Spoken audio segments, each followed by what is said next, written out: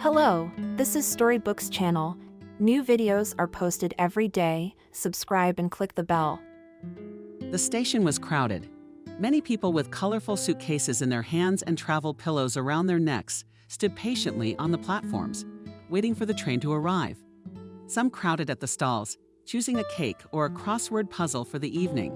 Some child begging his mother for ice cream. In all that bustle, very few paid attention to the young girl. In a panic, they rushed around the platform. For the umpteenth time, she ran up and down the platform, peering under every bench and behind every kiosk.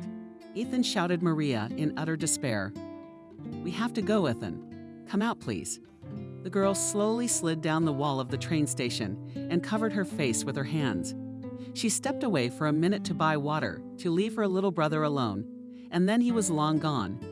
It seems that she has looked everywhere, wherever possible, and now could only make a terrible guess. Where could a 6-year-old boy disappear to on a busy platform? Yes, anything could have happened to him. Against her will, the girl's imagination conjured up horrible pictures of Ethan being grabbed and carried away by strange men. How he climbed under the train or went into someone else's carriage. And on top of all that, the boarding of their train was scheduled to begin within minutes, and Maria's eyes were already blurring. When she remotely heard the familiar voice of a child, Maria jumped up, began to look around, and suddenly, in a miracle, she saw a woman leading by the hand and an invisible smiling Ethan. The woman slowly stepped toward her and appeared to be explaining something to the boy, pointing her finger at Maria. She rushed toward them and held her brother tightly to her, kissing his blonde curly top. "Thank you very much. I had already imagined so much for myself." The girl turned to the stranger. Once she had recovered a little. "You see, he ran away, and I've been looking all over for him." "Yes, I understand." The woman interrupted her in a low, velvet voice. "Children of this age are quick-witted and curious. You have to keep an eye on them. Otherwise, they will do such a thing. And you, Ethan, don't run away from your mother again." She turned to the boy. "This is my brother." Maria gently corrected the stranger. She was not, however, accustomed to nagging at words. Only now the girl paid attention to the strange appearance. The woman had dark skin, a long, brightly colored dress, a headscarf, and a whole assortment of jewelry around her wrists and fingers. A pure gypsy. "How did you know his name was Ethan?" Maria suddenly asked. "Ethan told me all about it." The stranger smiled with a sparkling gold tooth. "He is a very sociable boy." "Oh, really? It's usually hard to get him to talk to strangers too." "Where did you see him?" "Ethan ran up to me and looked at the rings for a long time," the woman explained. "He was just playing with them until I suspected he might be wanted. I hope he hasn't lost anything." Maria lit up and went through her purse. "Is there any way I can thank you for bringing him to me?" The gypsy waved her hand nonchalantly. "What are you, my dear? I have not done anything for you. Here you are." Maria handed the gypsy a $10 bill. Ignoring the woman's words without objection, she took the money thoughtfully, rolled it up, and shoved it into her dress pocket then, so that everything would be fair. "Let me give you out of the pen. Everything, I'll tell you." "I'm not confused about anything." Maria waved her head confusedly. "I'm sorry, but we'll be on our way. Our boarding will begin very soon. And I don't really believe in fortune-telling." The girl turned to Ethan and tried to catch him in her arms, but someone squeezed her wrist tightly. The gypsy woman was looking through cloudy, dark green eyes and seemed to be looking right into her soul. She mumbled something quietly, fumbled Maria's palm and went over, and with her free hand amber beads around her neck. For a moment, Maria even felt uncomfortable.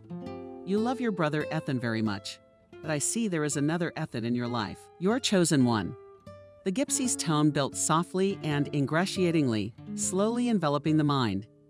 "Are you both preparing for something important and worrying about it? Am I saying that right? Did Ethan tell you that too?" Maria said cautiously, squinted at her little brother. "I see your husband's identity has been rather blurred so far. He looks like a good, decent man." The woman continued nonchalantly. "But there is something wrong. There is too much darkness gathering around him. There's a mystery about him, and he doesn't want anyone to know. I don't think it's a good thing." I can see that. There's a little bit of a rift between the two of you at the moment. But if you don't do something about it, it's going to grow into an abyss. A lot of tears will be shed. The Gypsy woman is shaking the beads in her hands faster and faster, so that they would probably soon be torn at all, if Maria, at last, did not come to her senses and did not free her handwards. The women did not frighten the girl at all. On the contrary, they rather made her laugh. Maria was once more convinced that fortune-telling was an utter deception, sometimes with occasional hits. She knew her husband too well, a loving, honest, and hard-working man, to believe a single word from this mysterious stranger. Her Ethan was the most wonderful man on earth, and no one in the world Maria loved as much as she loved him. There was no rift, much less a chasm between them, and there could never have been. Ethan was always there, as he was now, as the two of them were actively engaged in the preparations for the bright and memorable event. Their first wedding anniversary. Exactly 1 year ago, Maria said yes in the registry office, and to this day, she believed that building a family with Ethan was the best decision of her life. There was always happiness, understanding, and comfort in their home. The loudspeaker was already announcing the arrival of the train on the platform. "You are being very clever, Auntie," the girl said quickly. "We really must run. The train is here. Thank you for your help. Goodbye." But the Gypsy woman still had no intention of backing down. "Doesn't make a mistake, Maria," she exclaimed. "My divination has helped me to see. Many people of my sleepless night will tell the truth about you, and your destiny will tell the most important things." She reminded Maria and Ethan, who were walking away at a brisk pace, and put a piece of paper in her hand. "There is no need to tempt fate," Gypsy said. "Contact me. As soon as you come, I can tell you more and help you if possible. Just don't forget, Maria." Maria only absent-mindedly nodded, throwing the scrap into her bag, and began to look with her eyes for the right carriage. She did not listen at all to what the Gypsy was saying. Right now, her thoughts were occupied with something else entirely. Ob settled down in the compartment and fed the figure. Maria took out her smartphone and texted her husband. "We're off. Meet me tomorrow at the train station at 7:40 p.m. Following the message immediately flew 3 smiley hearts. The answer from Ethan came almost immediately. "Agreed. By the way, how was the casting?" he asked. "Great. The director said I have every chance to get the role." Quickly typed Maria. "And I'm sure you'll get it. At last you're coming. I've missed you terribly. I hope you get good roommates in the compartment."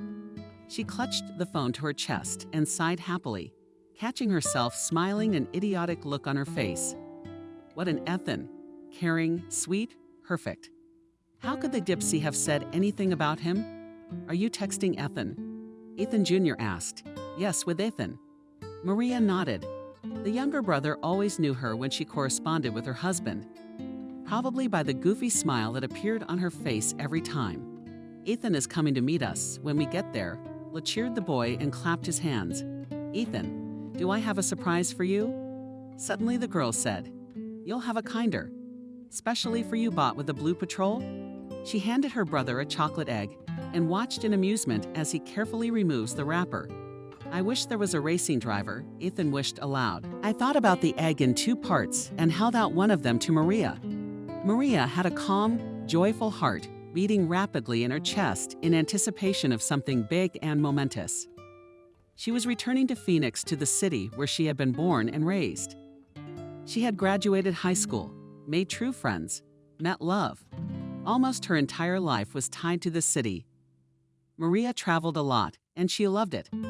But she knew that after all that fuss, she could always return home, where everything is native, where they wait, where they love, where they are always happy.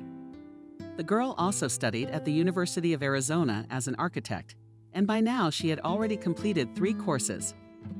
She successfully developed in other areas as well. She often worked part-time for her parents, who had their own travel business. Maria always strived for perfection, and by her 21st year, she had achieved almost everything. She had perfect friends, a perfect husband, perfect composure, looks, and even posture. Her only plan was to get a prestigious job after graduation. But even with that, things were going very well. Maria had a dream of becoming an actress since childhood. But it was probably the only dream that never came true, turning into something foreign, distant, and unrealizable. Maria thought that she was not talented enough for that, so she did not even try to enroll in drama school after graduation. However, as it turned out, all was not yet lost, because the situation developed in a very unexpected way. Last year, she was noticed on social media by a photographer from a modeling agency who asked her to take some of her photos for a city magazine. Maria agreed. Then somehow this magazine ended up in the hands of the director of a big new project, and in Maria, he saw the main character of his movie. And then 2 months ago, she received a letter by mail from him urging her to come to the casting in Seattle. Maria was taken aback by such an offer. She was still not sure of herself as an actress, but she decided if fate gives her such a chance, she should take it. The audition took place only now in June. Maria told her parents she was going to Seattle for a week to see a friend. She lied because she didn't want to upset anyone, which was why she'd been given Ethan along for the ride. We just had to go there with him. Ethan is the best speech therapist in Seattle, and we had to see him. My mother got excited. As soon as the daughter informed him of her intention, the child is 7 years old, and he still can't pronounce the letter R. Mom was very worried about this. She had already taken Ethan to all the speech therapists in Phoenix, but none of them could get her son's tongue. Maria didn't see anything wrong with that. She thought that the time would come, and her brother would be able to pronounce the unfortunate letter on his own. But I got a small one. I've had enough of drinking them already, and Ethan scrambled to get the toy out of my hand. Of course, in a foreign city, a 6-year-old child had no one to put him with, so I had to carry him everywhere with me. However, at the audition itself, Ethan won the hearts of many actors and the admissions committee. Maria did not even think that if she really get the role, it will be on the bluff just because she has such a cute little brother. But still, in all seriousness, she was really worried. Here it was, her childhood dream could either come true or finally come true. But now everything that could depend on her, the girl had already done. Now all that was left was to wait for the verdict. So she gave up the idea of casting, and sweet dreams of filming Maria switched to another no less, and maybe even more important subject of the anniversary of the wedding with Ethan. It was exactly 2 weeks away, and preparations were in full swing.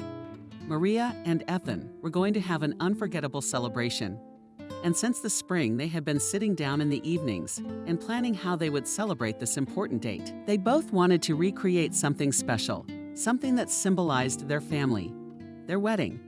They responded on the same principle.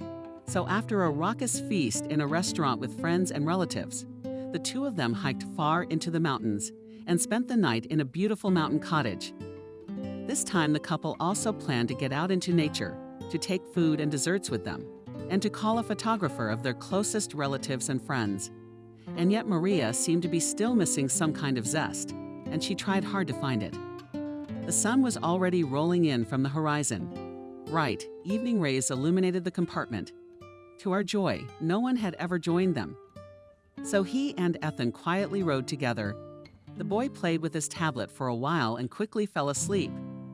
Then, out of the arc of a busy day, Maria leaned her head against the wall and watched the scenery, floating by outside the window.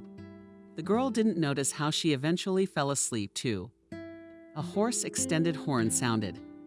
The train slowed down and soon stopped at a large, beautiful platform. Maria woke and fed Ethan beforehand. She put him in a children's backpack, collected all his toys, and counted the rest of his belongings. By the time they arrived, she and her brother were ready in the vestibule. The conductor, terribly thin and frail, easily pulled open the heavy door and removed the apron. And after divesting herself of the suitcase, Maria set it out on the pavement. Ethan jumped down the top step on his own.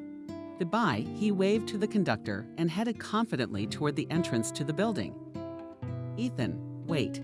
Thanking the woman, Maria ran after her brother, at the same time looking around for her husband.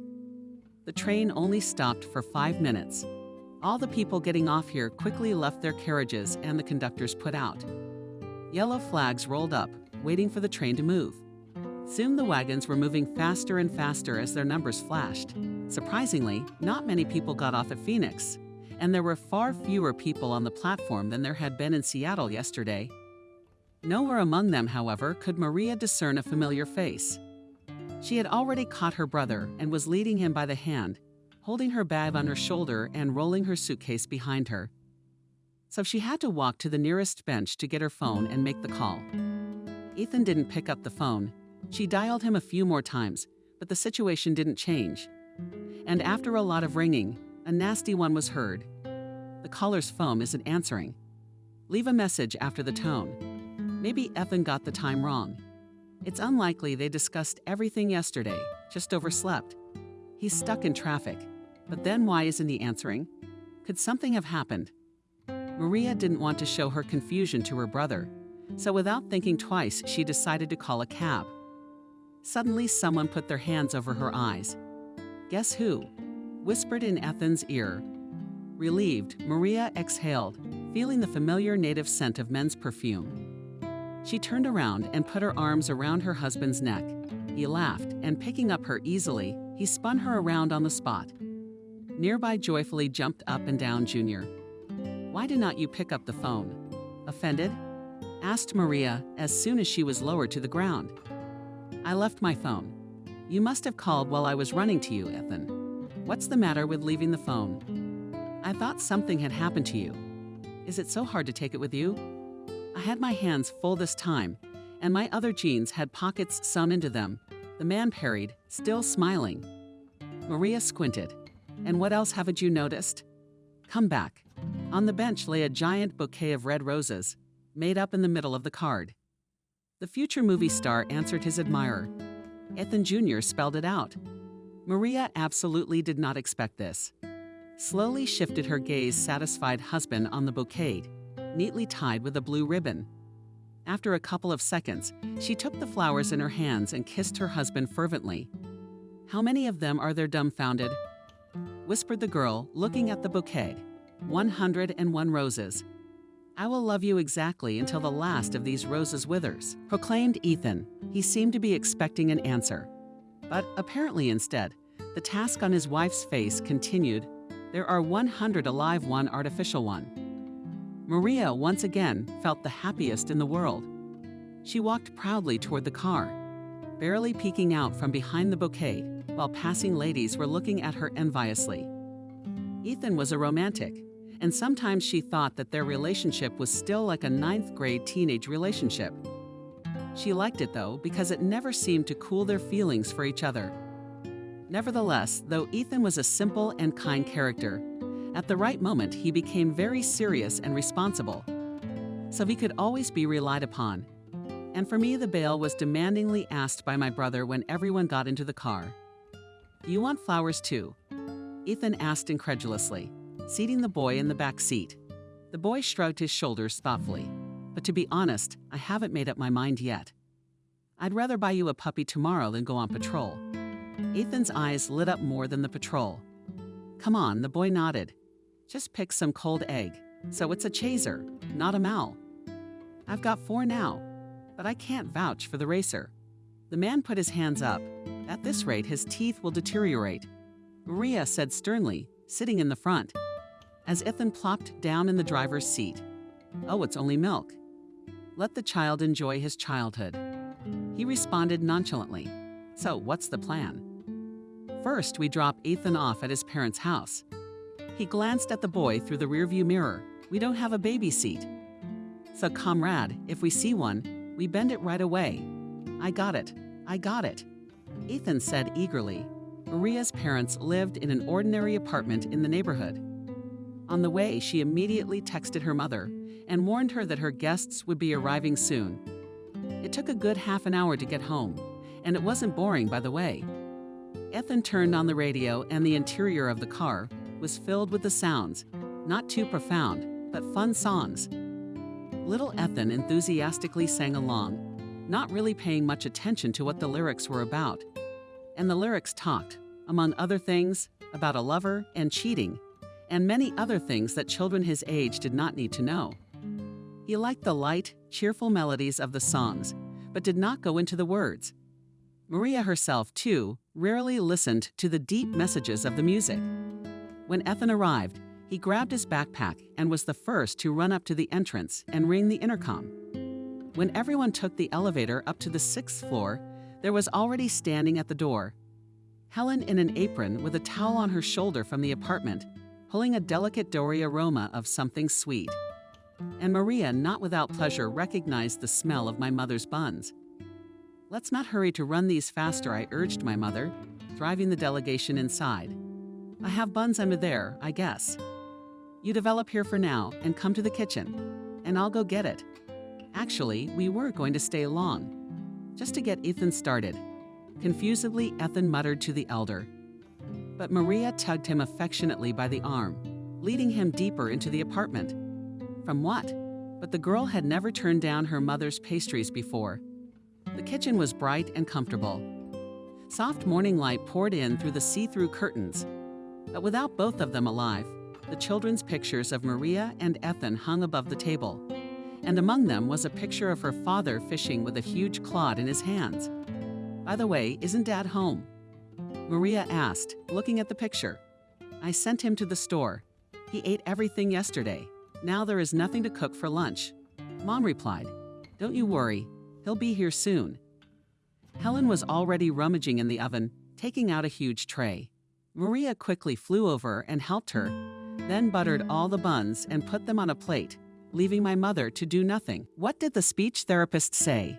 The first thing Helen asked, untied the apron. "Said the situation is hopelessly naive," sighed Maria doomfully. "How straight hopelessly, all so bad."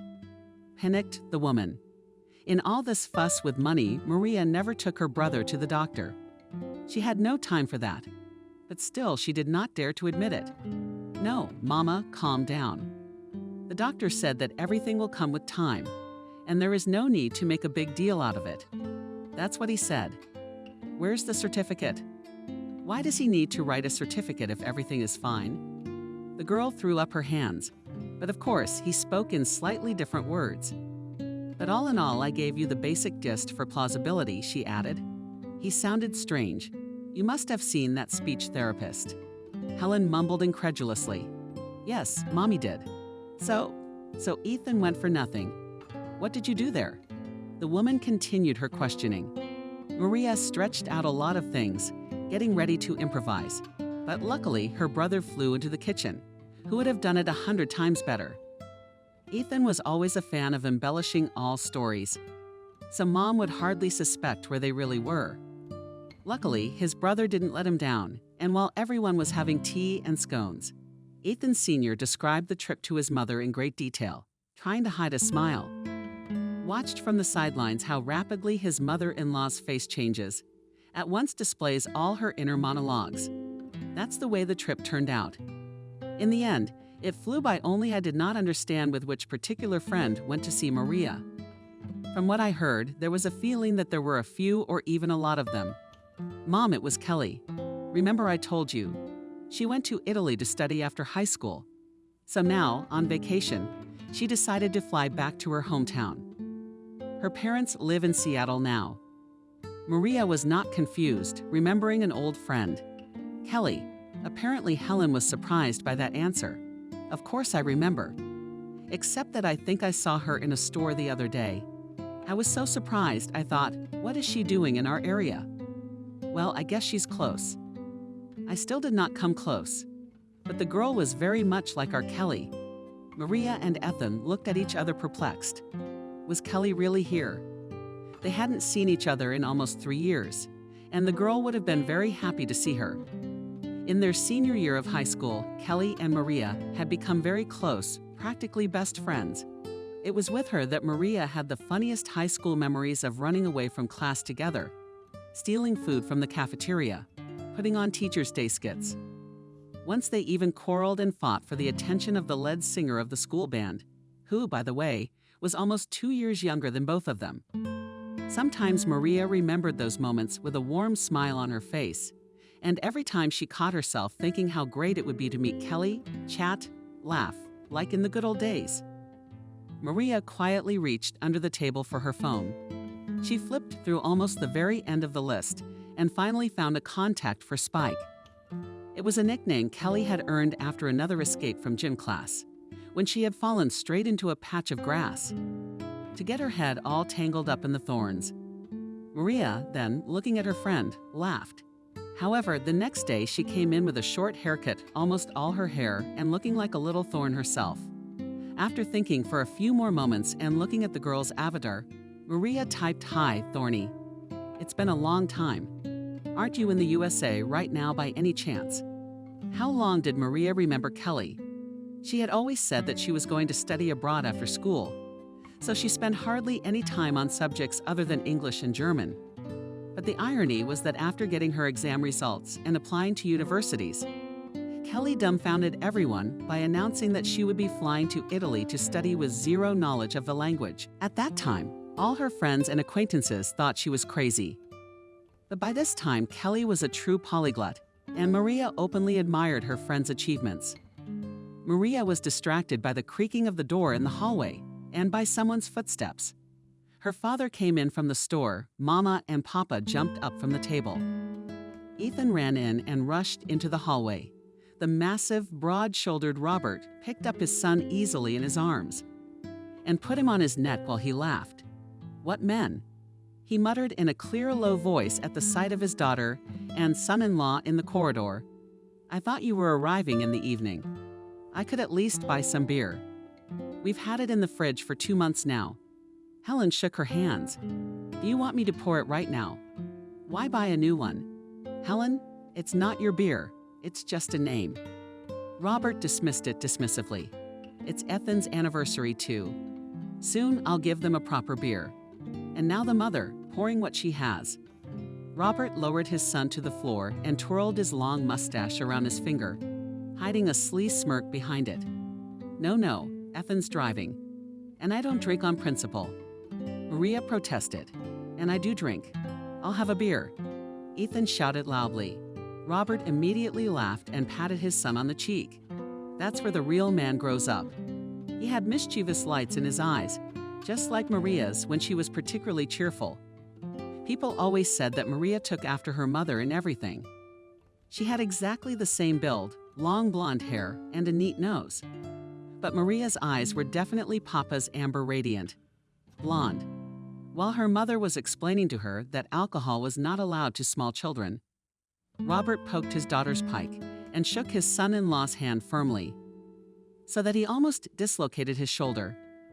Importantly, as he made his way into the kitchen, he deftly grasped a bun with 2 fingers and noisily inhaled its aroma. "But how are the rolls today?" He turned to an indistinct person. "Yes, as usual," his mother responded, pouring a glass over the milk. Robert shoved a whole bun into his mouth in one fell swoop, and almost without chewing. Swallowed it. "Oh, mother, not divine," he mumbled. I said the usual embarrassed mother. Maria always had a lot of fun watching her parents. They were considered very respectable people in society. Everyone knew them as owners of a successful tourist business. But at home, this mustachioed big man flying around in his cheeks buns and a fragile girl, like a bird flitting around him, did not look too much like business partners. "What are you, stomping in the aisle?" Robert asked menacingly, shifting his bushy eyebrows. "Come to the table." "We've already eaten," Ethan interjected gently. "Well then, you'll just have a chat with your father. I have to leave for work soon. I'll be there tonight." My parents had their own camping place in the country with a small travel goods store. In addition, they were engaged in organizing tours, making interesting routes, equipped places for safe camping, created off-road vehicles for hiking and campers, or drove them themselves actively, and summer vacations were always in demand in Phoenix. With the advent of the vacations, people woke up, got out of their cramped apartments, and bundled up. They went to town. Work was getting very busy, and rooms at the campground were booked a month in advance. So my parents spent all their time at work and on weekdays on the weekends. They even had to send Ethan to kindergarten for the summer shift. "Tell me soon, how will you celebrate the anniversary?" Robert asked, chewing hard on a bun. "And I'm asking many times, they have not decided yet, have not decided. So while you decide already, and the anniversary will pass, If you have such problems with imagination, then you can put on me to organize the holiday.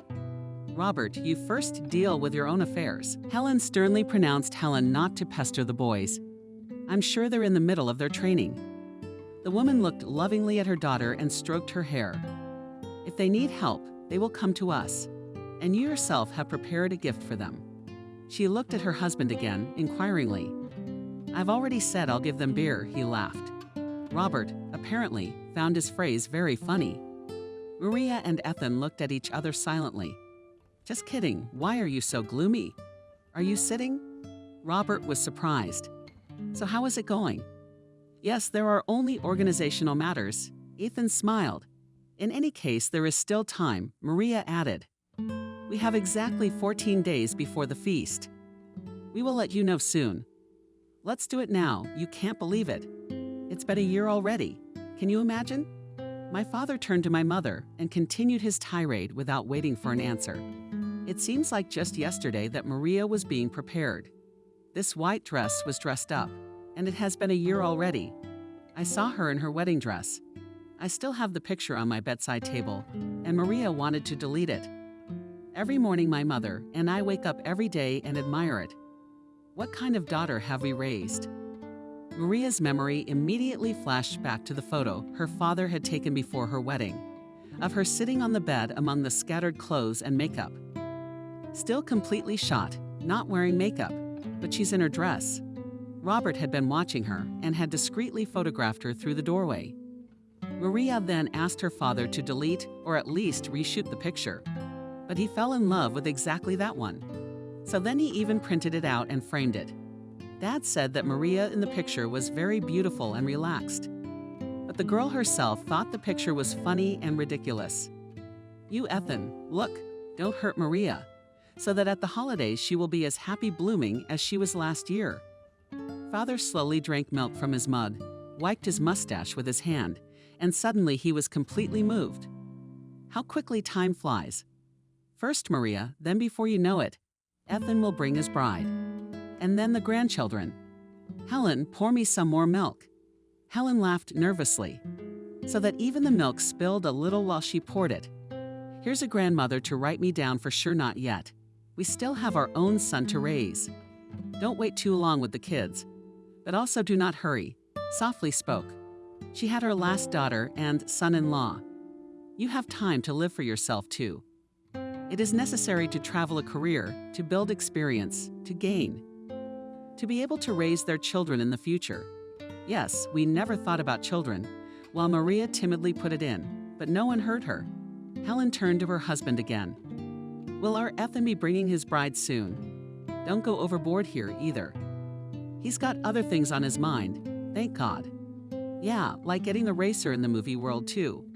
Ethan Sr. grinned. Time flew by while they were talking. Maria loved such gatherings, when the whole family gathered around the big table by the stove buns and listening to Robert's tales. On any mundane topics, everyone came to their senses only when the father realized he was almost late for work. Then the couple got ready to go to their place after all. As soon as the door behind Maria and Ethan slammed shut, they both fled at once. Visiting your parents. It's not a good idea. My tongue is going to fall off and black buns are coming out of my stomach. Ethan exhaled. He patted his stomach and didn't say a word. Maria didn't feel any better. I think the dead man's dad is talking seriously, she muttered. And then added, I love my parents. I wouldn't trade them for anyone else. The couple decided to walk back down the stairs while they talked about their lives. They got into a bright red Nissan, where Maria was still waiting for her huge bouquet, and calmly drove home. However, as it turned out later, only Ethan was calm. The warmth of doubt stirred in the girl's heart again. Look, we don't really have anything ready, she said thoughtfully. What's there to get ready for? Immediately realized what Ethan's wife meant. We'll take a boat out on the lake, have a picture session on the deck, go swimming, and then we'll all sit together in the gazebo on the shore in the evening. I checked the weather all month should be hot. I could see that Maria was thinking about something, but Ethan couldn't figure out what was wrong, and she herself was vaguely aware of exactly what was bothering her. It seemed a little different from what she was expecting, The whole time was even absurd. Taking so long to contemplate the holiday, going through so many ideas to end up settling on the gazebo. She wanted to add something unusual to the program, the cherry on the cake, so to speak. But alas, she had no suitable ideas. "Why are you confused about something?" Ethan asked affectionately. "Turn off the soft music playing in the background." Maria did not immediately react to her husband's words.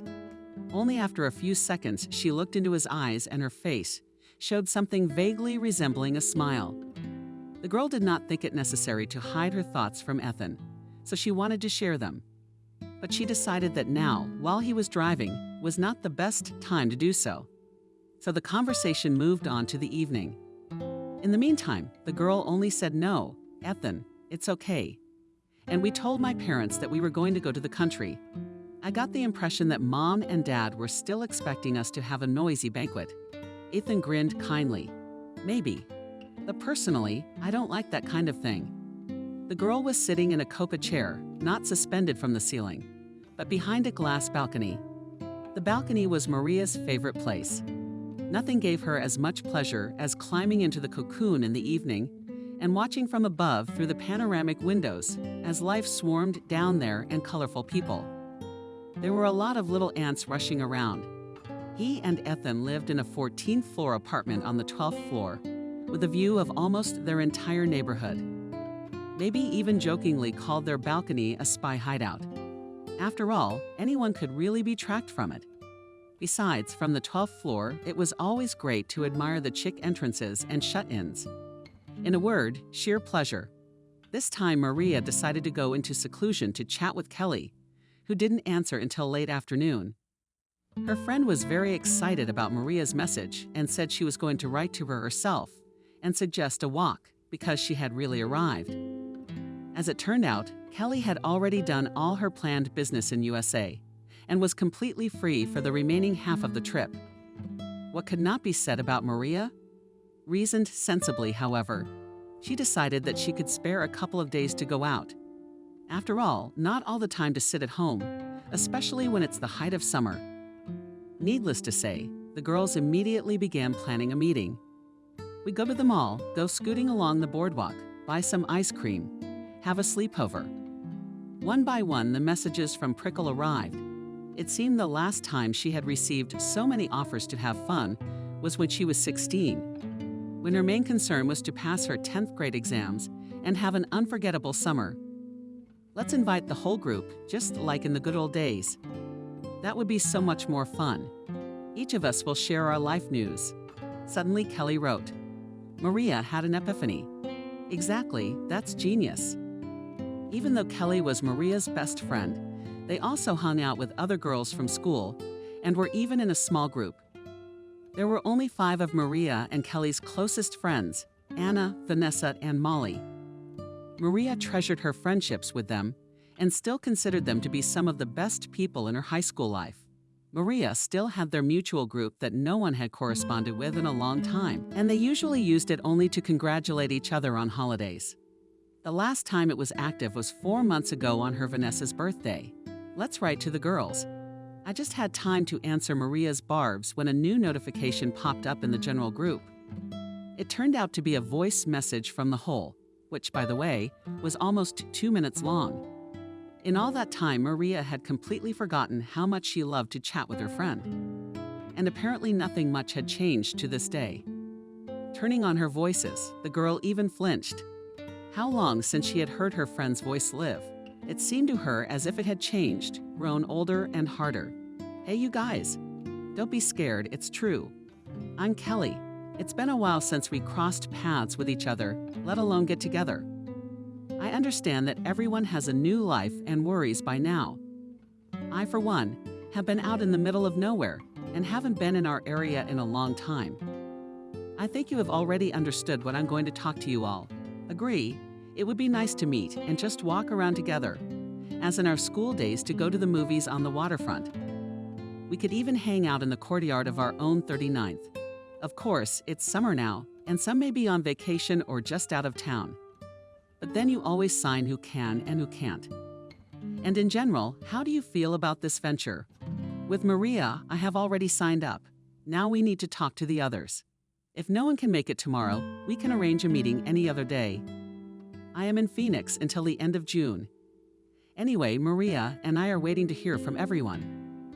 Maria, smiling, listened to Kelly's message and gave it a like. Of course, all of this could have been said in half the time. But on the other hand, Kelly spoke very interestingly. And the girl would have loved to have listened to another such vote. All we had to do was wait. 15 minutes later, Anna spoke up. "Oh, that's someone I didn't expect to hear. Kelly, are you back?" she wrote. Maria immediately read the message in her thin and quiet voice. "I'm only here for a month. I had some business to take care of." "So you can do it," Kelly replied. "Girls, I would love to, but I have no one to leave my daughter with." Anna followed up her message with a sobbing, smiley face. Anna was the youngest, diminutive, fragile of the whole company, but the very first to become a mother. The entire 9th grade school had been cracking up about her relationship with her classmate William since 7th grade. How much did Maria know? She had always dated him. For some reason, they were attracted to each other, despite the fact that both were quite complicated opposite characters. Because of this, their relationship was not ideal. They often quarreled, and during these periods, the school was divided into two camps. Some comforted Anna and said what a jerk William. Not for him such a rose blossomed. Others ran after William and assured him that it was time to forget this fool. After all, he still has time to meet the fate of his life. In any case, the constant pairing of William plus Anna constantly converged, and at graduation, and even announced their engagement. After high school, little was known about Anna. She stopped being visible on social networks. She studied by correspondence. 6 months ago, everyone found out that she and William had a child. The young father worked hard to provide for the family while she was babysitting her daughter. Kelly cursed profusely in Italian in Maria's private messages. She realized that one of her friends would no longer be able to come to the meeting. Though Anna had been tirelessly making out with her William, a friend and a person in general. She was a good poet, and Kelly was annoyed. However, she only wrote to the general group about how her daughter was named Evelyn. A reply came in a flash, followed by a picture of the baby in a high chair, smearing mush all over her face. She answered Maria, deciding to herself that she wasn't mentally ready for children yet. Then Molly showed up in the group, a very tall girl with a mop of dark red hair. "I am fine with the idea. I won't be able to come. I'm out of town." Dryly, she answered Kelly's voice.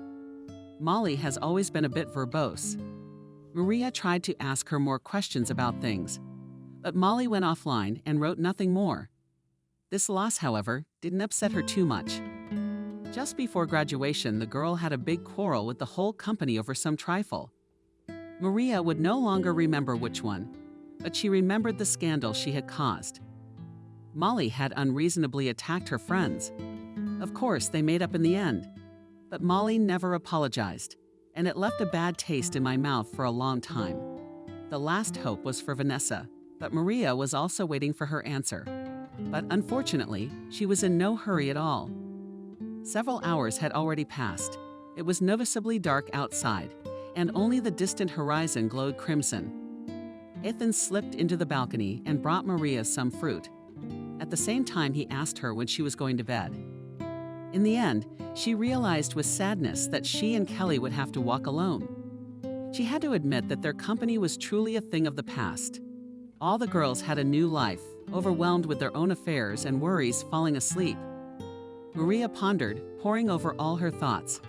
She remembered her failed conversation with Ethan and was determined to have it tomorrow, or at the very least, the day after tomorrow if she and Kelly decided to stay the night. However, there was a feeling sitting inside that there was something else she was bound to remember, but had forgotten how she hadn't gotten it all in. She could never understand the reason for her strange anxiety, which was definitely not related to the preparations for the anniversary, but to something more important. She was still studying in bed for a long time. Even Ethan usually still fell asleep about 1 o'clock in the morning already sweetly. Sleepily put his arm around his wife's shoulder.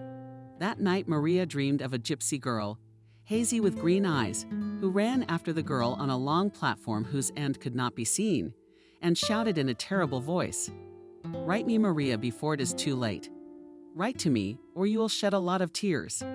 In the morning, Maria thoughtfully brushed her teeth, trying to remember the details of the dream of Ethan, who had to work early in the morning, was drinking tea in the kitchen, and almost choked with fear, when he heard a high-pitched, shrill scream from the bathroom. The man rushed to help Maria, imagining in his mind the most horrible pictures, but opened the door, found her jumping for joy with a mouthful of foam from a toothbrush in her hands. The girl quickly disappeared, said mouth, and flew out of the bathroom on wings of happiness. Vanessa responded and said yes for the day, and Anna made arrangements with her grandmother for her daughter. She chanted and drank Ethan's tea in 2 gulps. Ethan and I then ran. The girls agreed to come back late at 10. In a few seconds, the girl changed out of her pajamas and into her dress, grabbed her keys from the nightstand, and ran out into the entryway, leaving her in an empty apartment. Ethan managed only to scratch the back of his head and mutter something that sounded like a butt. The new day promised to be very busy. Kelly, having learned that Vanessa and Anna were coming to the meeting, perked up and wrote that she would be waiting for everyone on the square near the fountain. So now Maria ran across town to the appointed place. She was delighted at this sudden turn, and the strange dream slipped from her mind in a flash. Finally, the girl reached the square and approached a huge fountain of sunlight. Beside it, a lot of children were developing, who were bathing without unnecessary ceremony and splashing all their passing people. Maria waited in pleasant excitement and in anticipation of the imminent meeting. She already imagined how she would tell the girls about her imminent anniversary, about the casting and her new life. "Maria," a familiar ringing voice called out to the girl. Maria turned around, looking for Kelly's eyes, and found her friend stepping out of the cab quickly. She couldn't believe she saw her beloved friend in front of her. Kelly hadn't changed at all. It seemed like only yesterday she was looking at her exactly the same on the last call, bright, smiling, ridiculously shaggy hair, resembling a different barb. The barb swooped into Maria's arms as she pulled away and took another long look at the girl's face. "Squint. I can't tell what's changed. Wait. Did you stop wearing glasses?" It finally dawned on Kelly. Maria laughed in her sophomore year. "Now I wear lenses and you still haven't changed. It's a funny haircut. Not a funny one, but a very new one. It's called a mix. I kind of found myself after that fall. Before that, there was no way in the world they would have made me get a haircut. Kelly, am I glad to see you?" Once again I was touched. Maria repeated, "I'm going to tell you so many things." Only after me my friend laughed and did not waste any time driving Maria to us with ice cream. Kelly showed up bright pink in a tracksuit, sunglasses, and white sneakers, clutching a lightweight sports handbag in her hand. The image was completed by red glossy lipstick on her lips in the color of her manicure. In general, her style had not changed, but Maria for some reason thought that this is how any modern young wife of some oilman looks nowadays. But what who knows about Kelly's private life was little known. But today Maria was going to ask her specifically about everything. And by the look of Kelly herself, it was obvious that she would burst if she didn't share. Unfortunately, no one had thought to discuss the dress code beforehand. And now they were already pretty tired. Maria was in a hurry to get a sporty slash in her shoes and an airy red dress. The girls immediately bought 4 ice cream cones for all their friends and decided to wait in the shade outside the toy store. Suddenly, the doors swung open, and a lady with several bags jumped out. Anna dumbfounded, Kelly exhaled. But Maria pulled her back gruffly. "What are you doing?" "It's not her." But the girl turned around, and her face lit up with a soft smile. "Oh, girls, did you see me come in here? I thought we were meeting at the fountain." To say Maria was shocked is nothing to say. She only recognized Anna by her angelic voice. That's who really turned into a different person. Anna, visibly recovered. But it didn't look untidy. Rather, on the contrary. She was no longer so abnormally thin. Her body seemed to have become healthier and stronger. On top of that, having always been brown, she had dyed her hair blonde, and it was much longer. She was dressed nicely, but just sported pants and a t-shirt. Seeing her like that was terribly off-putting. After all, in your memories, she was still that coquette, running next to William in heels, defiant miniskirts. But in any case, Maria really liked the new look. All the changes certainly suited her. And here I have bought a couple of boutiques for Emily. He shrugged his shoulders in embarrassment as he stepped closer.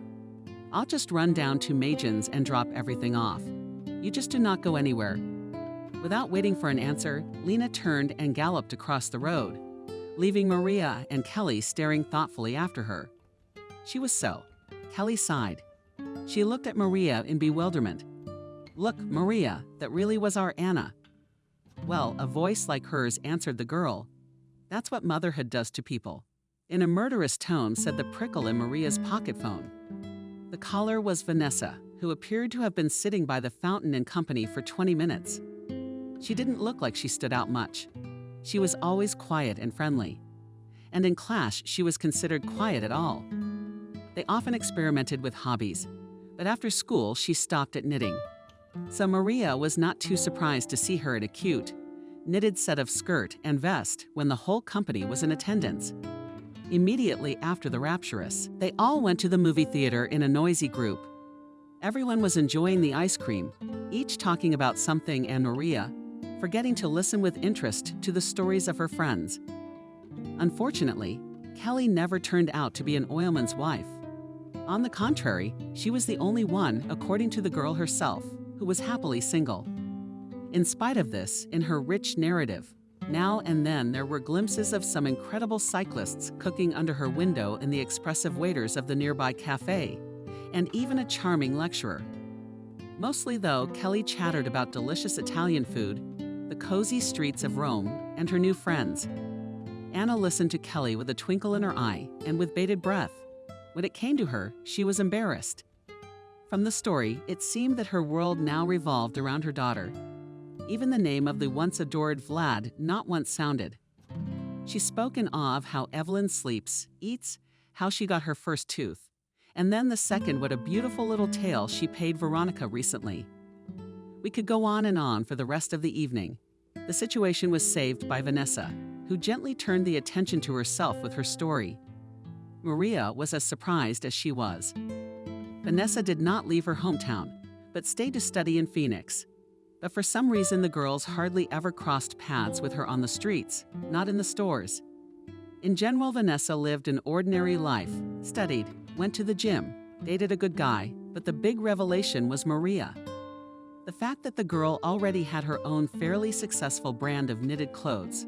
Vanessa gave her friends a link to her store's Instagram, which had almost 70,000 followers and lots of rave reviews under the posts. The model who was photographed wearing the items was Vanessa herself. Her slender figure looked perfect on any piece.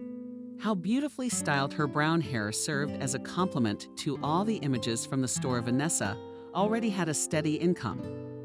That's how seemingly inconspicuous and quiet she achieved it all on her own. By the 21st year, Maria had not had time to listen. The movie started. We went to see something from Marvel. No one but Kelly knew anything about the universe, so she was the only one stuck to the screen, occasionally explaining something to her friends. The rest of us listened for a while, and even during the session kept whispering. Everyone came out of the cinema happy, especially Bright, who was overwhelmed with emotion from watching. To think that it is more interesting to listen in the original. In contrast to the Italian voiceover, I'm already accustomed to watching movies in the original, ranted Kelly. It was past 12:00 p.m., and by mutual agreement, it was decided to go for a bite to eat. Vanessa insisted on going to her favorite kebab stand, which was almost 2 kilometers from the movie theater. Kelly resented it for a bit, but eventually gave in. After all, according to Vanessa, there was such a kebab there. On the other hand, why complain? At least she was wearing sneakers. It was easy for her to run. As they walked toward her, they chatted about everything. But at some point, all eyes turned to Maria. "Honey, didn't we listen to you?" Kelly exclaimed. "Maria, what news about you?" Anna inquired curiously, sparkling her eyes. From surprise, she was at a loss, not knowing where to begin. "Girls, I got married last year," she said simply. "Really? And I'm finding out about it just now." You could have written at least, "I'm always open." Ready to share the joy. The prickly girl was indignant. "You're not too eager to write me about your Italians, either." Could not resist the Barb's girl. But let us all pay attention. Vanessa smiled. "Who is he?" Kelly added. Maria sighed dreamily, imagining the image of her beloved in her head. "His name is Ethan, and we met at camp the summer after school," she said. "I thought you could only go to camp until you were 18. Kelly interrupted again, earning a condescending look from Maria. "Kelly, listen to me. In the summer, my parents got me a job as a junior camp counselor. To be honest, I didn't really want to go there at all. I didn't think I'd meet my love there. Anyway, Ethan was also a counselor. He was 4 years older than me, so he watched 6th, 7th graders. We crossed paths with him a lot at recess lunches and talked a lot. All in all, I began to consider him a pretty good friend. One day, he invited me to do a poster. I remember that day very well, because it was probably the turning point in my life. We were sitting on the veranda of an empty building that was being renovated. Then he admitted that he liked me from the beginning, first externally, and then when we got to know each other better, and internally, he said that if his sympathy is mutual, we can start dating. I didn't know then what to answer or how to react to that, because at the time I had heard all sorts of things from the parallel. Yeah, and you were proving to everyone at the time that you didn't care about him. That's when Kelly's friend teased me. Come on, it was obvious to everyone that you didn't. Maria chuckled. I actually thought James was right for you. He was very smart and seemed to eventually get his attention. Vanessa sighed. Oh, James was a nerd. Poked a prickle. Still don't understand what Maria saw in him. Maria frowned. Not true. James wasn't bad, but he wasn't Ethan, so we won't discuss him anymore. Let Maria go on with her story. A quiet plea was heard. Anna. And Maria continued. Ethan started sending me cute surprises, notes, bouquets of wild flowers. For the rest of the shift, I thought about his proposal, and at one point I realized that he was much better than James. Before I knew it, I was head over heels in love too. I decided to stay at camp for the rest of the summer so he would be there for me. We did all the activities together, helped each other out, and ran to the pond at night to make out. Maria felt her cheeks flush from those tumultuous, but such dear memories when the summer was over. He kept coming to my house, despite the fact that he lived almost across town. Last May, when Ethan was on vacation, we decided to go camp counseling again at the camp where we had once met, and by the same pond. He proposed to me. Maria spoke so heartfeltly that the friends didn't notice that they had been standing in the middle of the road listening to Maria and Ethan's love story for several minutes. When was the girl finished? There was a strange silence. How romantic. At last, Anna said, in a helpless tone, Yes, it's our anniversary. By the way, soon in 2 weeks. Come on, opened her eyes Kelly. Oh, you, Maria.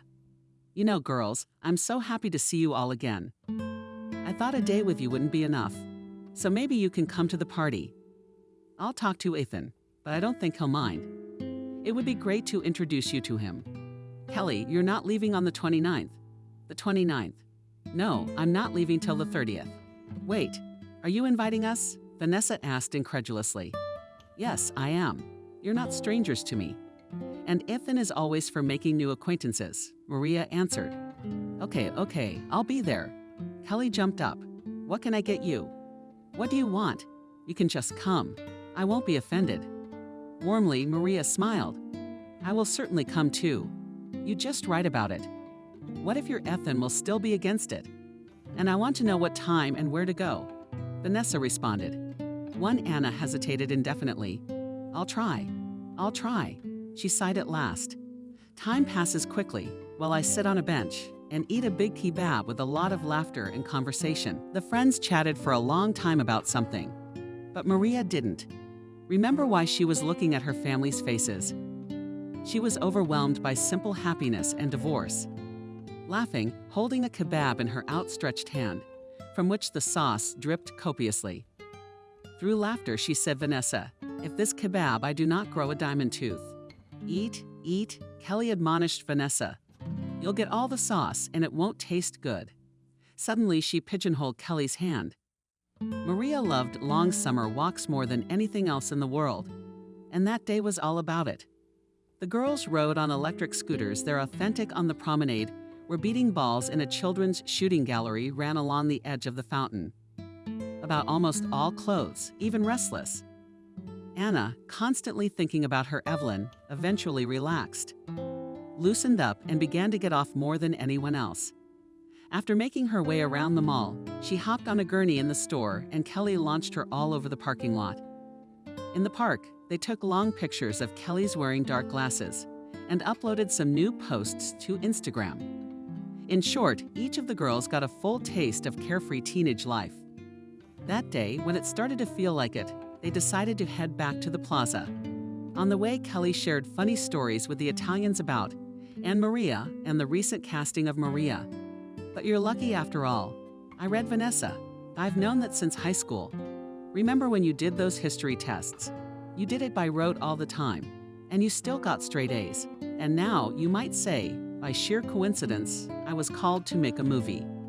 Did you even ask Kelly what the movie was about? There was something about equestrianism that Maria was vaguely referring to. "That's quite an application. Are you going to be an equestrian? It's a whistle and a bar." "No, but is training included in the contract?" The girl answered, "Actually, I do not mind to learn to ride a horse. And for my part, no super difficult tricks are not required." I'm shocked. Vanessa just continued to marvel aloud. "Do you know how much equestrian lessons cost nowadays? And you, Maria, can all that just happen to you? You're just lucky." Usually people say that sarcastically, but I'm dead serious. It's not certain that I'll get the part.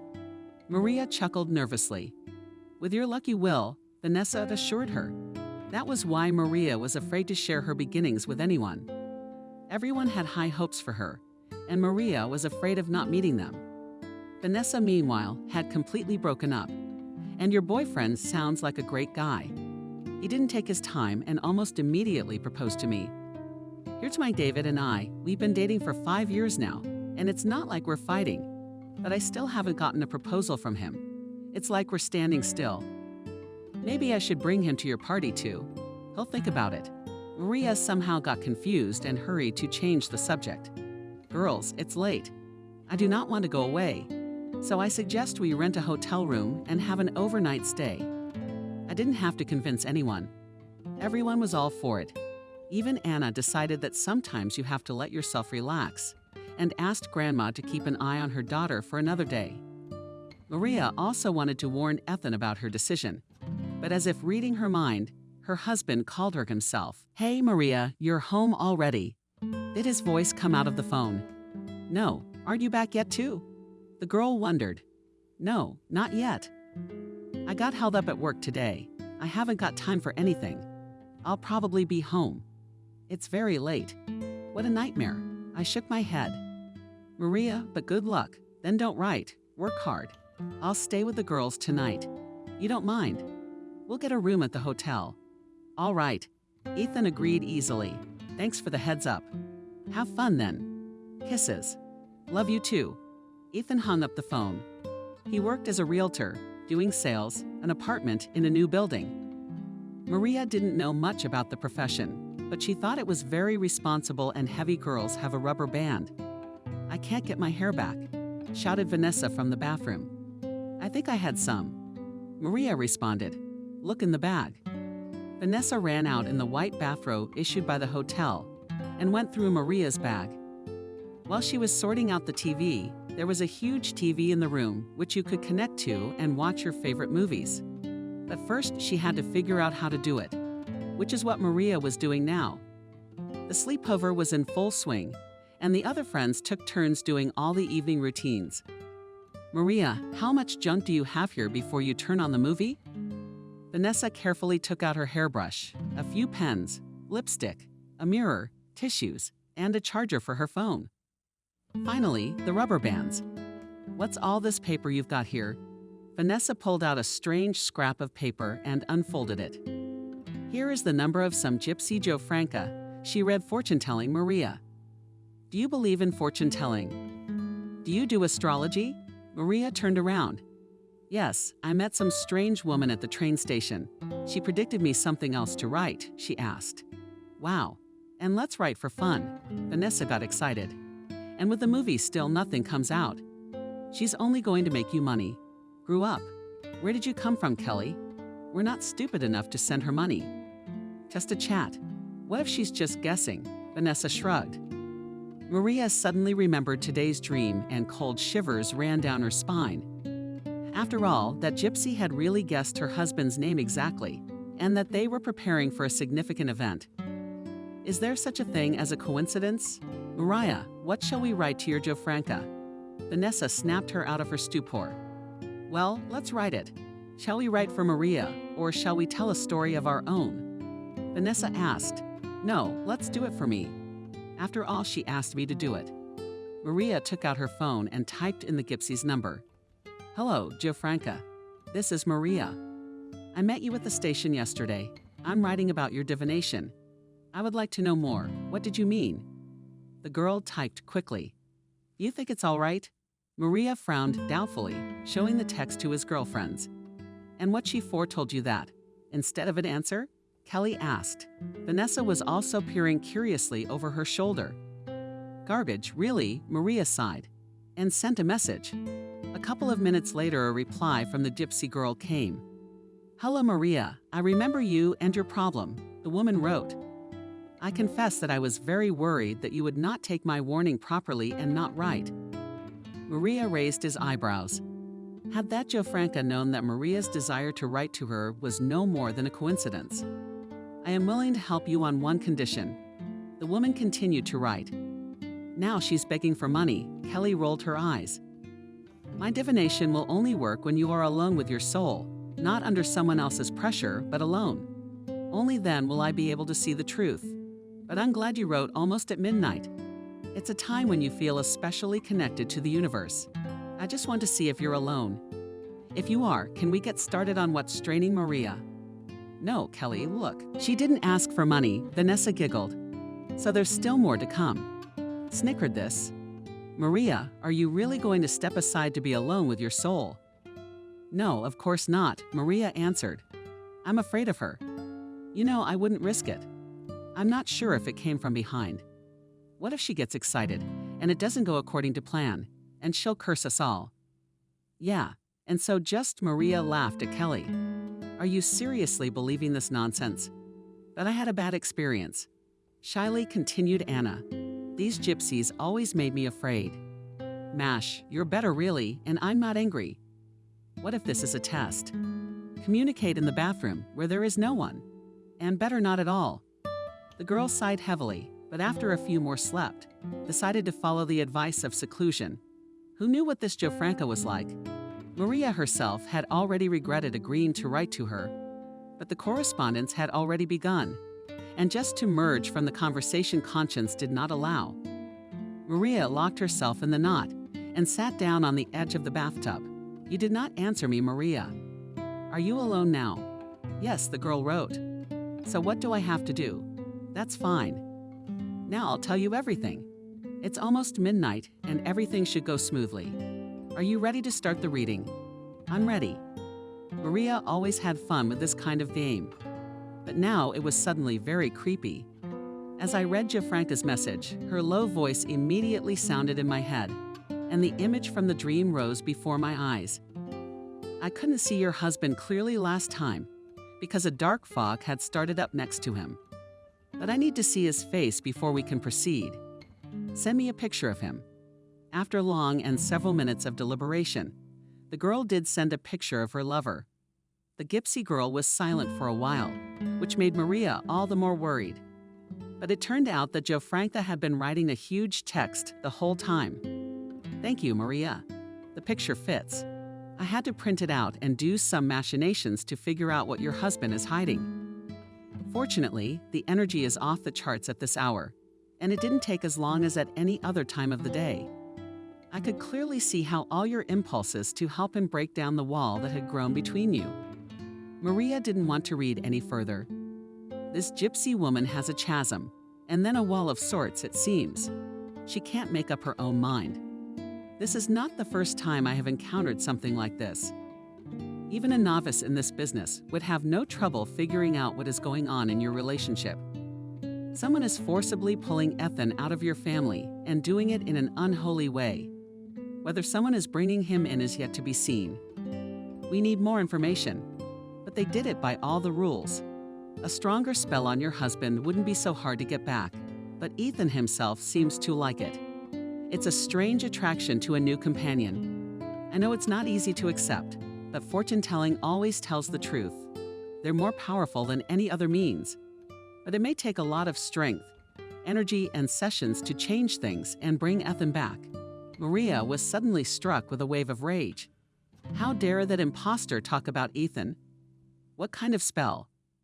What kind of nonsense was she talking? There was not the slightest hesitation. She added Joe Franca's number to a blacklist, cleared her correspondence, and turned off her phone. Then she sat alone frowning for a while longer until there was a knock on the door. "Maria, what is it? What did she tell you? Have you been pounding on the door for so long, Kelly? I hope you didn't pay her. Those gypsies always do that first, and then give you money." Maria didn't tell her friends about what Joe Franca had written.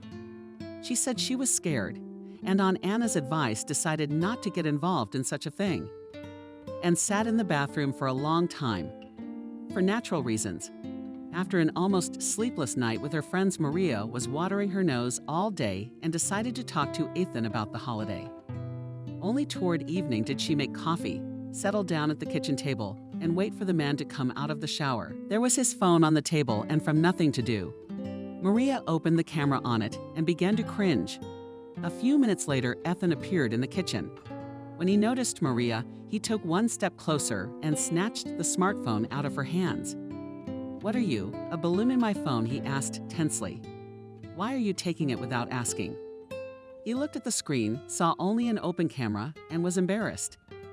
"Do you have something to hide?" Maria asked Maria with a frown.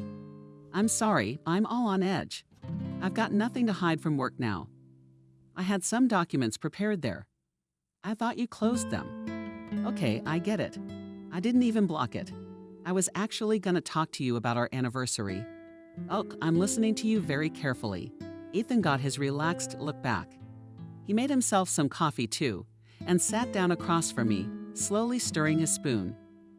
"Anyway, Ethan, I'm a little confused about the plan for our party.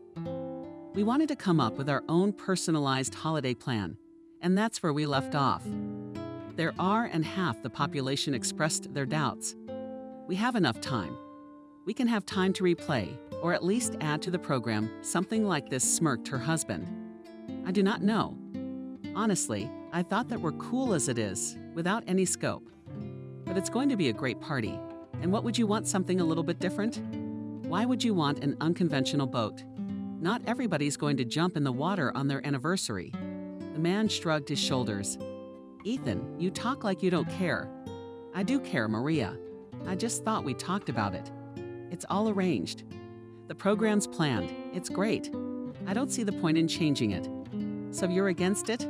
You want to keep it the way it is, even though you know your wife doesn't like it." Maria raised her voice unexpectedly, even to herself. "And I think you're just tired. It's been a long day. And now let's go, and I'm going to bed for you. Tomorrow, if it still bothers you, can we talk about it again?" Ethan gently put his arm around his wife's shoulders and led her to the bedroom. Maria did not resist.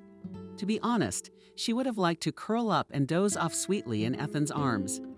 But for some reason, she decided that it was crucial to have this conversation this very evening. Now she had already changed her mind. Besides, she couldn't understand why she had been so strange and rude to Ethan. Could it really be because she was overworked? Not before the rash. Before she went to bed, Maria said languidly, "I invited my friends to a party. You don't mind, do you?" "What friends?" "I do not understand, Ethan, with whom you went out." "Yes, I do not mind, I do not mind." "Get down.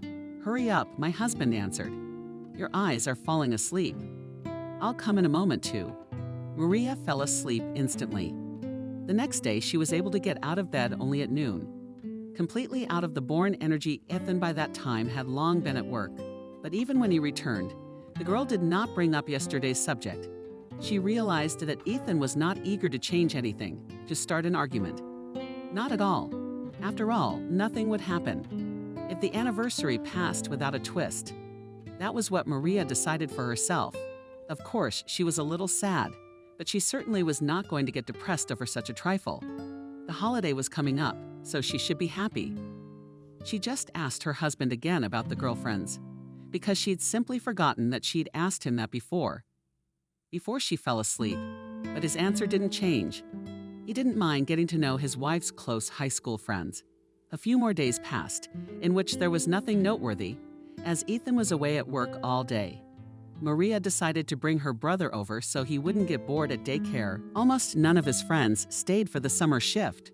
Together, they walked in the park, danced in the kitchen, cooked meals, and made the apartment comfortable in every way. Maria generally noted that Ethan would be a great host in the future. He diligently dusted, watered all the flowers, and even picked up the fallen rose petals from Maria's bouquet in a vase. The holiday was a week away, and the girl was in a very bad mood. There were only a few things she was worried about. A gift for her husband, which was not going to arrive in time for the due date. Because of my husband, who was heavily burdened at work, Ethan came very late, was tired and not much of a talker. However, he explained that he was purposely working more hours and substituting for coworkers so he could take a few days off for the holiday. "Hello, Maria," Ethan called.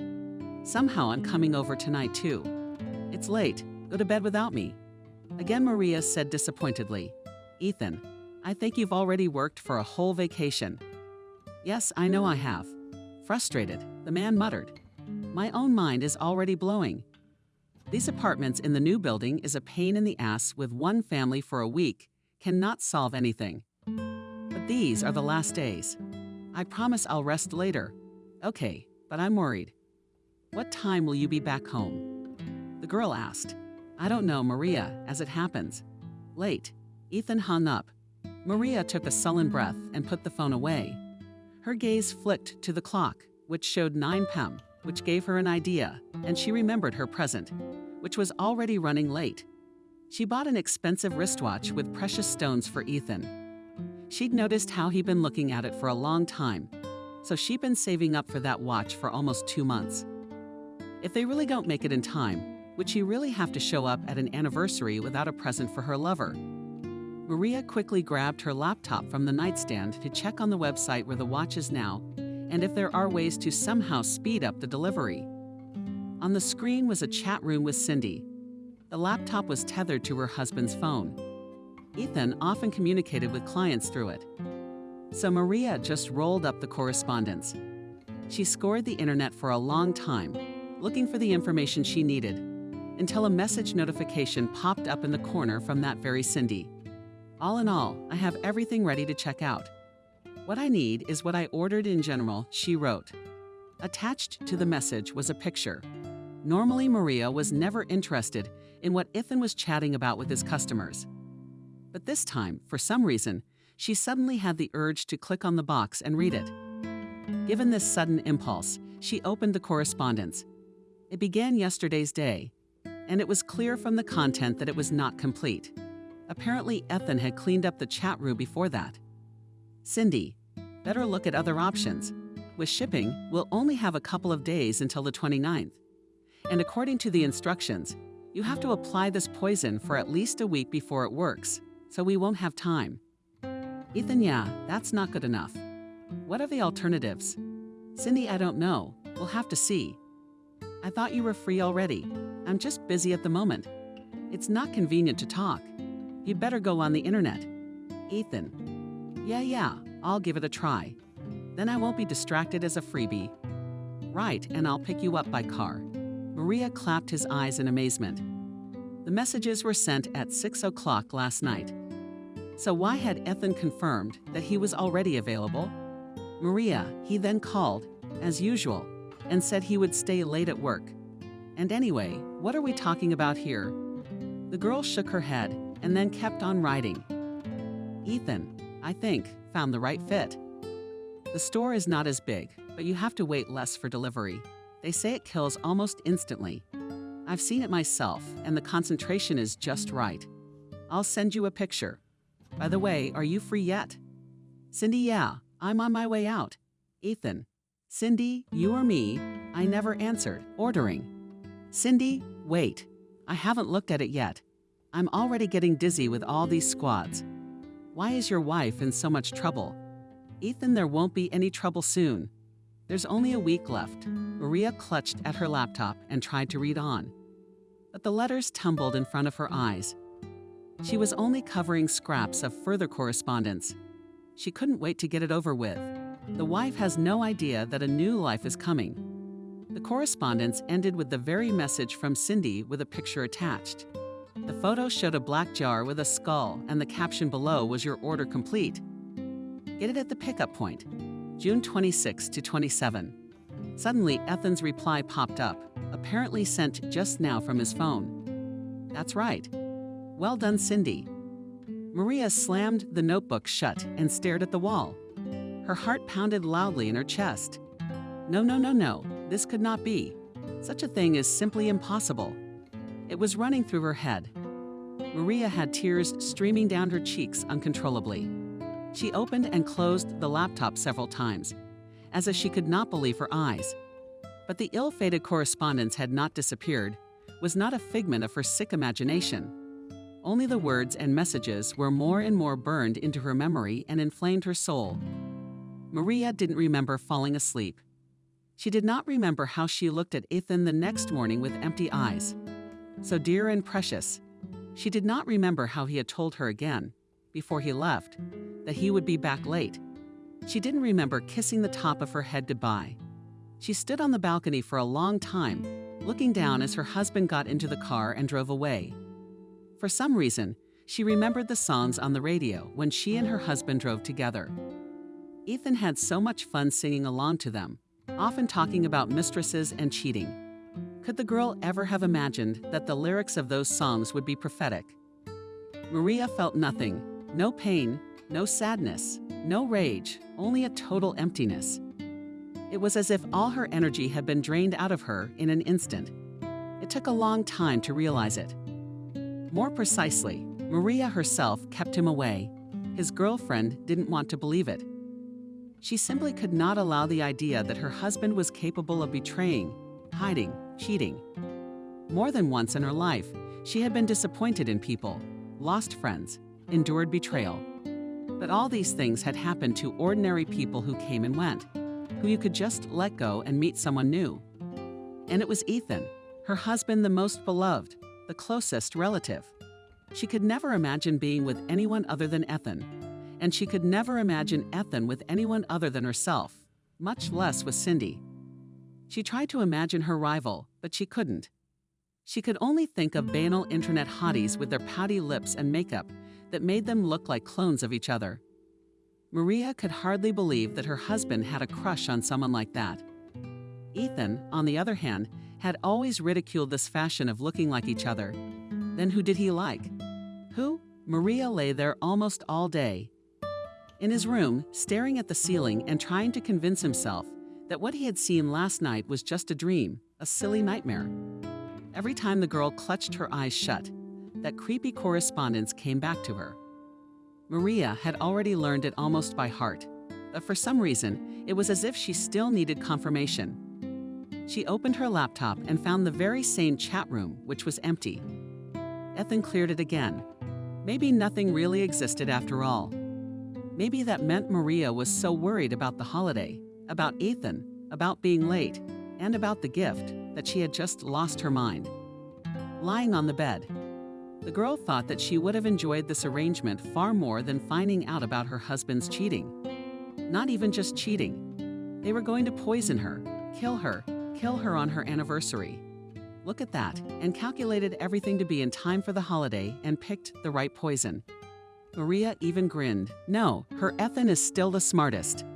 I wonder how she and Cindy are going to get out of this in front of Mom and Dad. Because if Maria got it right, it would have to be on the day of the party. They're not going to slip her a poisoned drink right in front of the guests, are they? Or had the couple planned their murder for the morning, or even the day before? Maria suddenly remembered the gypsy.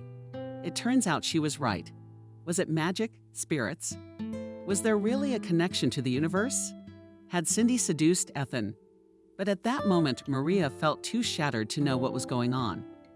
Still, what she had seen explained why Ethan was so indifferent to her request to diversify the anniversary program. Why bother when now the date of June 29 would be celebrated not as the day the family was founded, but as the day Maria died?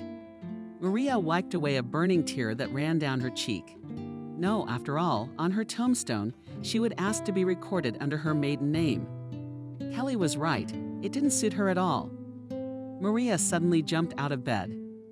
What kind of a thought was that? She wasn't going to die, not from some stupid poison. Right now, the most important thing was not to drink or eat anything out of his hands or leave anything unattended around him. No, I'd better go straight to my parents' house. Oh my God, is she really thinking of a plan? How to save herself from her own husband? How absurd is that? I think I've definitely lost my mind. I thought, pulling my stuff out of the closet, I had to get out of here before it was too late. The apartment wasn't mine anyway. What else is there to wait for when Ethan put poison in the morning tea? The girl took a loud step with her nose and suddenly changed her mind. No, she's not just going to leave it all alone. She must wait for the party and reveal Ethan's true face in front of all the guests.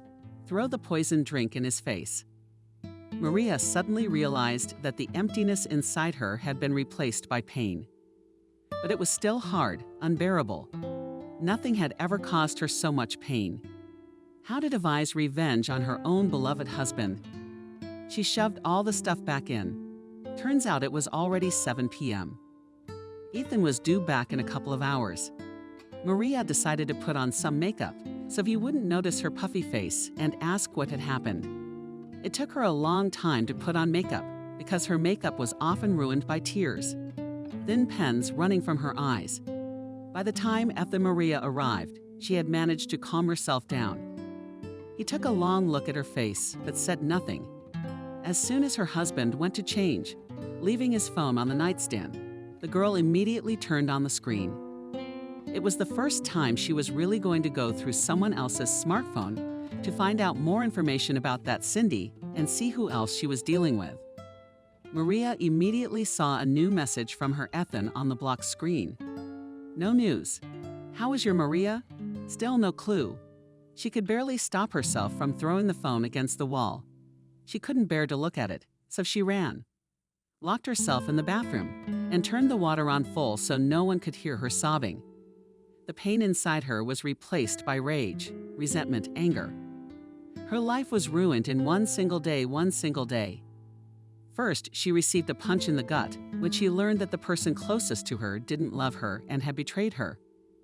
Then she realized that he and his mistress were already planning to kill her. And on top of that, a silly, almost childish one came even closer. If you think of everything else, resentment for spending $2,000 on a gift for her husband. Maria had no idea how, with all this, to manage to stay afloat and pretend that everything was all right. The fateful day of June 29 came.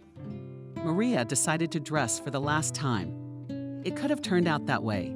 She wore a fancy red dress in the color of her stiletto heels and wore bright, almost vulgar makeup. Maria insisted that Ethan drive to the lake alone, and she would get there a little later with her parents, supposedly to surprise him with her image.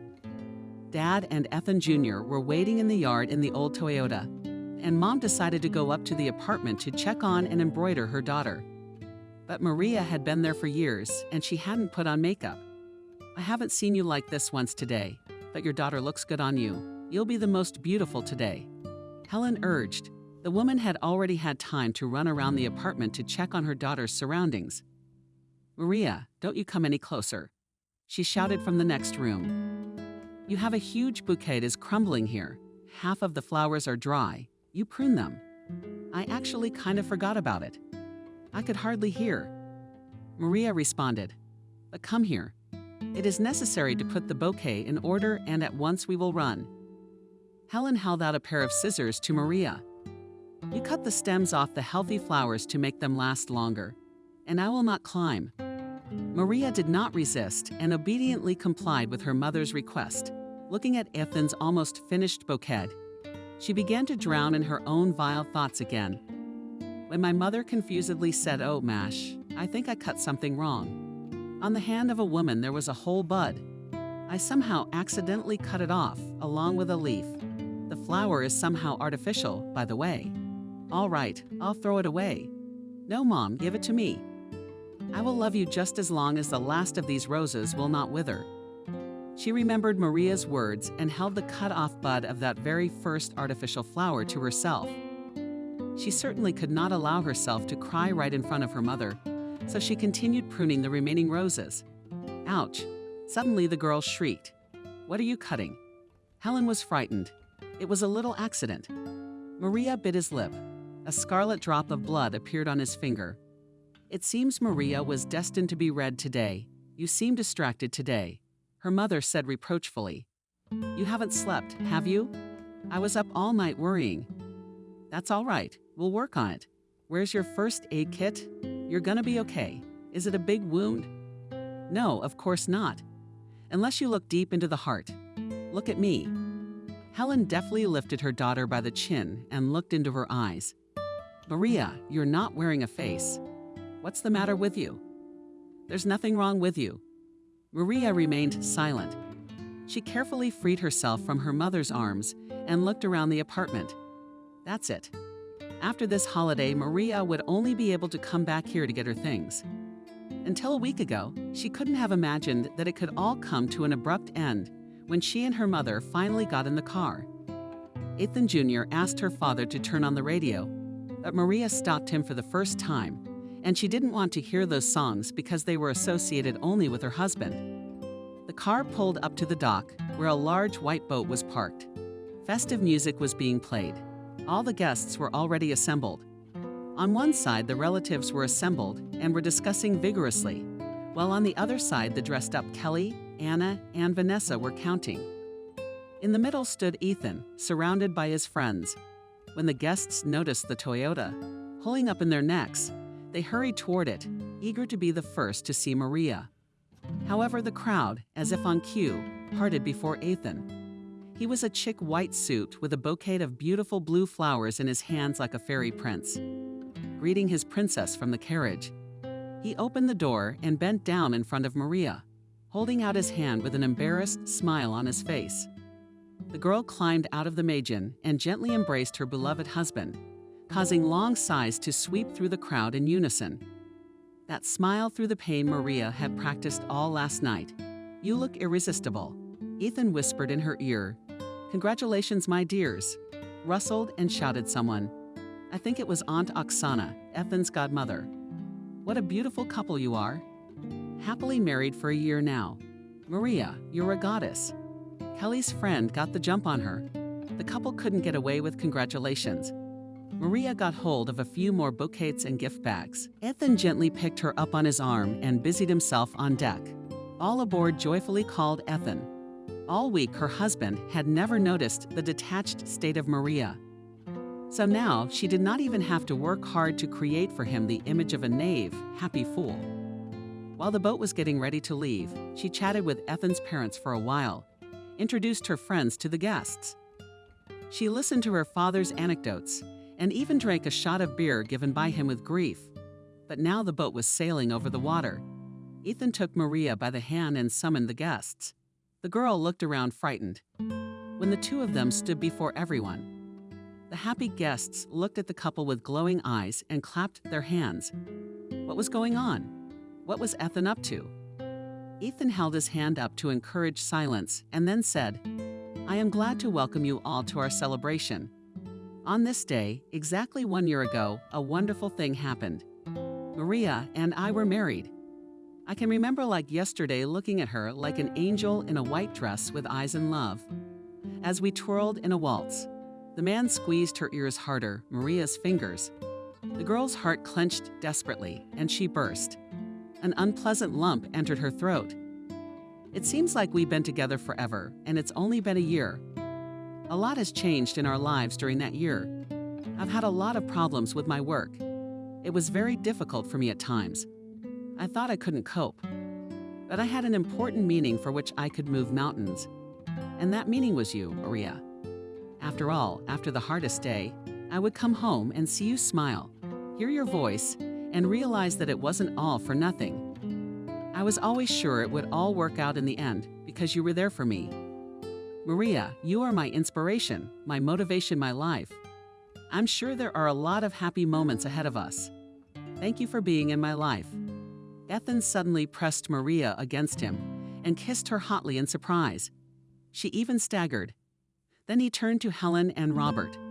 Thank you for raising such a daughter and sending her to camp one day to work as a camp counselor. And thank you all. He turned to the others who had come to share the joy today. Maria did not notice how she already clumsily smears tears on her face. Was it all just a prearranged, memorized text? Is Ethan really that duplicitous? Sunshine, what is it? He asked tenderly, squatting down in front of Maria and squeezing her hands in his. Maria, what are you? Are you happy? That you have such a golden husband? Shouted Anna. She was just very upset. It's all right.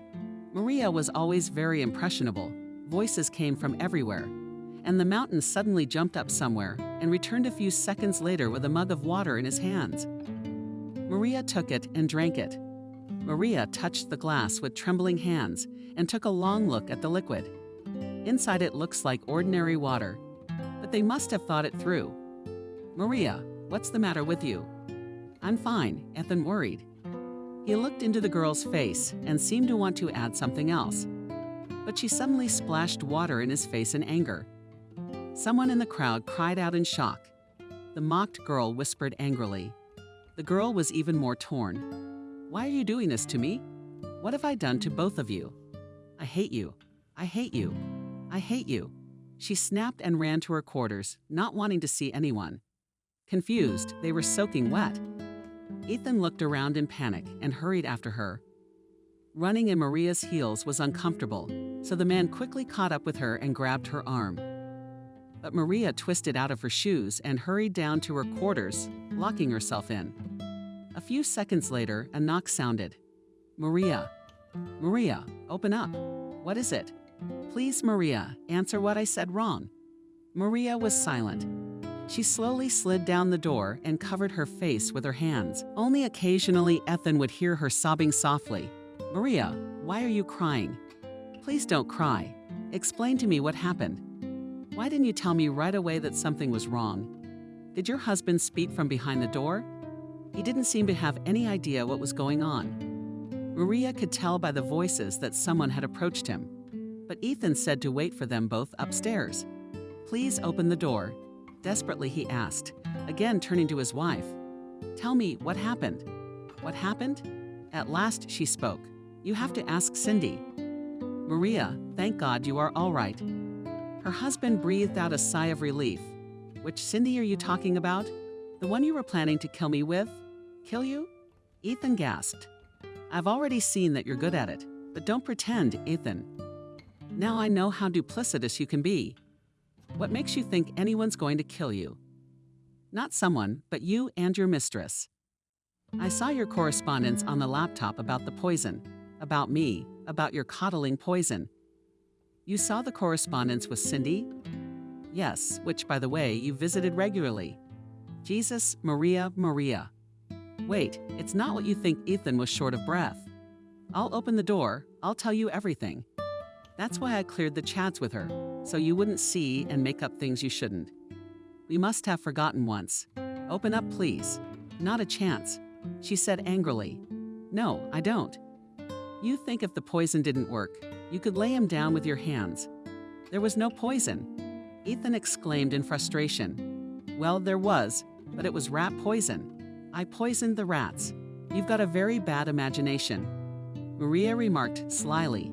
It was a surprise for you, which, by the way, has just gone bad, the man replied. Dead rats? No. Remember when you said you wanted a raisin for your anniversary? And I said I'd be fine without it. Well, I didn't say that because I didn't care, but because I already had a raisin. Only she was supposed to be the surprise.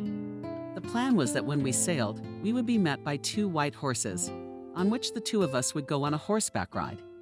Just maybe you're about to become an actress. That movie is just about horseback riding. So I rented 2 horses for 2 months so you could train on them yourself. There were some problems, where to keep them. So I had to buy a little old stable from a grandfather. It was a wreck. So Cindy and I went out almost every day the last week, cleaned the inside, and generally put everything in order. Cindy is an equestrian trainer and my second cousin. I haven't seen her in years. How are you doing with those girlfriends of yours? So I asked her to come to Phoenix so I wouldn't have to hire an unfamiliar trainer. We were already way overdue to make it to the anniversary because it turns out there was a whole settlement of wild rats in that old stable. Seriously, I had never seen so many before. I had to order some poison and poison it right away. Ethan was silent for a few seconds, as if choosing his words. That's it, I guess. I've just given you the surprise I've been preparing for almost 3 weeks. And now you can open the door for me. And the gypsy told me that you were seduced. Barely audible, Maria said, opening the door. She and Ethan stared at each other and the world for a long time. The girls were gradually saturated with colors again. What kind of gypsy? At last Ethan asked.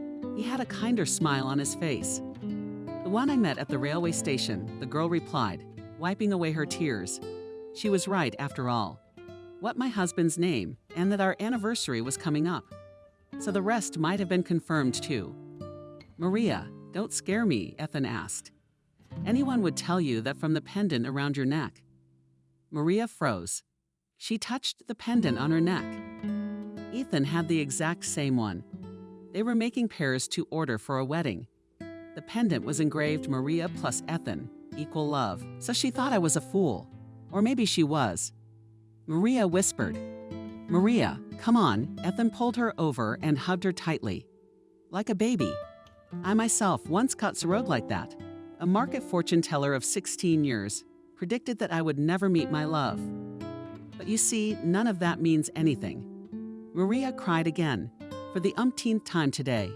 But this time it was the realization that all was well again. All her suspicions turned out to be mere fiction, a delusion, a figment of someone else's imagination. And it was not for nothing that the prickle had warned her not to take the word of any fortune teller. And Maria, who had always considered herself a pragmatic, serious person, took the bait of the gypsy. Who would you tell that story to? They would laugh. It would be embarrassing in front of the guests, mumbled the girl. Now they'll think I'm just a typical hysterical girl. You gave me such a fantastic party, and this is how I thanked you. Ethan grinned. Honey, you're not your usual hysterical self. You're the best, most unpredictable one of all. That's why I love you, I guess. How could I have thought that about you? Maria huddled tightly against her husband with relief. Only today my mother accidentally broke that artificial rose from the bouquet. It was not a good thing. Ethan wiped the tears from his wife's cheeks with tenderness. No roses can express my love for you, my Maria. But if you wish, I will give you a new, more lasting one. He picked up his wife on his arm and carried her upstairs to the light. Maria leaned her head on his shoulder and smiled happily. How nice that June 29th is still the day of the wedding of the family. A glimpse of Kelly was mistaken after all. After all, that last name turned out to be the best one for Maria.